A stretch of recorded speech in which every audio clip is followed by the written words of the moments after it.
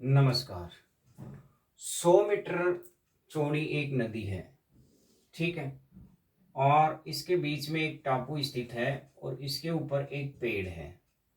और जो नदी है इसके दोनों किनारे पी और क्यू दो बिंदु स्थित हैं, ठीक है। अब जो वृक्ष है ये इन दोनों बिंदुओं के सीध रेखा में स्थित है, एक सीध रेखा में। और यहाँ से पेड़ की जो ऊंचाई है वहां से इन बिंदुओं का जो उन्नयन कोण है वो एक तो 30 डिग्री है और दूसरा 45 डिग्री, ठीक है। तो आपसे पूछा है कि पेड़ की ऊंचाई क्या होगी, तो पेड़ की ऊंचाई ज्ञात करनी है। और यहाँ से यहाँ तक पी और क्यू इन दोनों के बीच की दूरी कितनी दे रखी है आपको? 100 मीटर। यहाँ से यहाँ तक की जो दूरी है वो 100 मीटर है। तो ध्यान दीजिएगा, पेड़ की ऊंचाई ज्ञात करनी है जो एच है।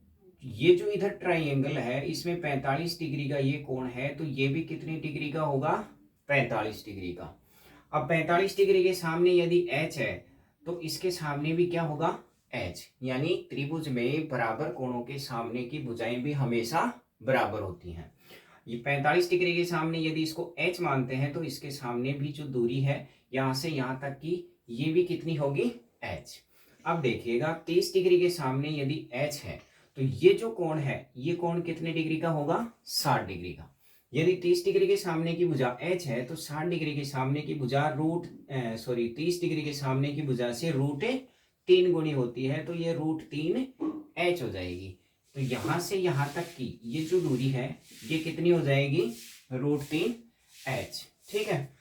यानी एक बार फिर मैं आपको बताता हूं कि 30 डिग्री के सामने की भुजा से 60 डिग्री के सामने की भुजा हमेशा √3 गुनी होती है। यदि 30 डिग्री के सामने की भुजा एच है तो 60 डिग्री के सामने की भुजा √3 एच हो जाएगी।